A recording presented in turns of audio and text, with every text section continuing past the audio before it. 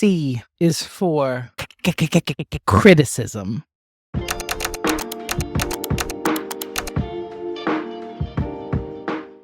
All right, I'm pretty hopped up on Rice Krispie treats. If you're a writer, you're gonna get criticized. It can be hard. But that's because criticism activates all of our other insecurities. Especially when you're in the business of writing, you already feel like what's on the page is an extension of who you are as a person. So when you've put time and care into it, you've laid it out carefully on the page, you've listened to all the instructions, you've intuited from the stars what you think they should do, and then someone writes back that it doesn't work for them, or that it's wrong, or that you're terrible, it does not feel good. Now, part of becoming a business owner is building up that thicker skin, or strengthening your spine, building up your resolve to withstand whatever the world throws at you. Because when you start a business, there's nothing left to hide behind. It's you and the world getting money. So all feedback affects how much money you're going to get. You start to learn really quickly what's an insult, that it's okay if it triggers some other feelings because you need to address that, and what's just meaningful feedback that you set your ego aside and act on, and it's easy. So in this series on the ABCs of videos, C is going to stand for criticism. By that, I mean all different kinds of it. Correction, which is like an actual error. Constructive feedback, which is just how to make something better iteratively. Or actual criticism, which is going to have connotations of you didn't do it the way they wanted. And there are three things that really come to mind for someone who's trying to build their business muscles and get out there and have their own business. One, we want to be open to criticism and correction. There's something I say a lot, which is that beauty is in the eye of the stakeholder. And what I mean by that is whoever's paying for it gets to decide if it's good or not. So even if you did the absolute best work you can, all the best practices and insights and everything's perfect about it, if the client doesn't like it and you can't consult them in a way that gets them to like it, you got to change it. And that can be a hard lesson to learn, but we have to understand if they don't like it, it's just not right.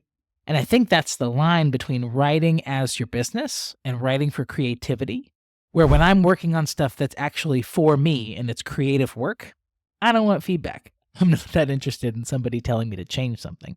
But if I'm creating a product of work for someone else, my ego is checked at the door. I truly, as long as it's within a standard of professionalism, and even then, if the client likes it, I don't care. It's going to be what the client wants it to be. But that brings me to my second point. The reason I picked criticism as the C word for these ABCs is something I see new writers dealing with, which is that criticism should never be disrespectful or rude or actually insulting. I think it's quite possible and in fact necessary for criticism to be delivered in a way that's specific to the change that they want to see. If you're seeing someone leave comments that are just vaguely disrespectful, rude, or demeaning, that's a client problem. That's not a criticism problem. And I wanted to highlight that because no one should ever speak down to you or insult you or make you feel like garbage because you've made a mistake intentionally or unintentionally. I guess if you did it on purpose, you should get insulted, but how would they know? How would they know? So really, in all situations, criticism is a way to screen clients to make sure that you're working with people who are going to treat you like a human being, which is essential. I want to share some examples of feedback that I think was way too critical. And the minute I started reading it, I was like, oh, this isn't about me. Or this person's having a terrible day. Or this person's never provided feedback before. This is not my problem. Because as a professional working in a creative space or a writing space, you need to be able to accept criticism. But you do not need to be able to accept insults, disrespect, vague rudeness. None of that should be on the table.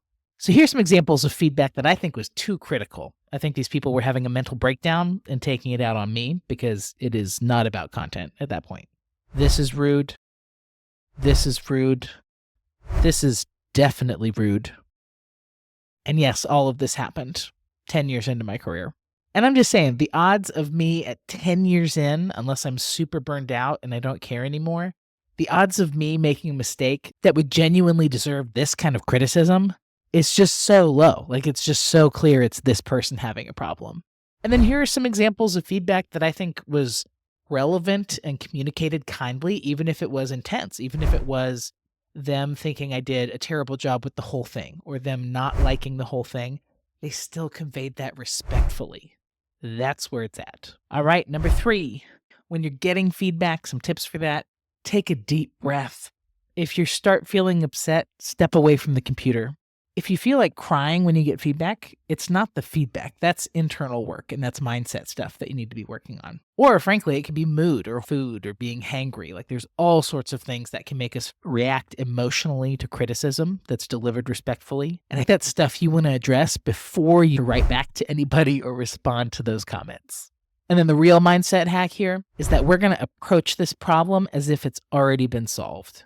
And that sounds a little weird, sounds a little vague, but what I'm thinking about here is that, like any good story, the tension in it is not knowing if it will be resolved or not knowing how it will be resolved. And tension adds discomfort.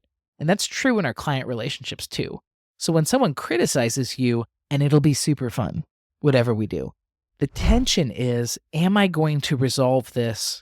Is this the final blow in the saga of me being a writer or creative professional? And what I'm suggesting is that you answer that question as you're responding to the client with, yes, it's been resolved. It's already happened. It's no big deal. Just take away the uncertainty. This lets me take on that persona of a seasoned professional who's dropping in to make everything okay. Kind of like the old cowboy who clip-clops up and they're like, oh, I'll take it from here. It's just a rattler. Like that kind of thing. That's what I'm bringing to all the editorial that I'm working on. So take away the uncertainty and you take away the drama. Everything turns out okay. So thanks for joining me. Thanks for watching. This is a series I'm running called The ABCs of Business. If this was helpful in any way, like, comment, subscribe. I don't want to waste your time if you don't like this. I'm going to move on to something else. And of course, stick around for cute cat pictures to get those end screen views. But thanks again for watching, and go accept some criticism.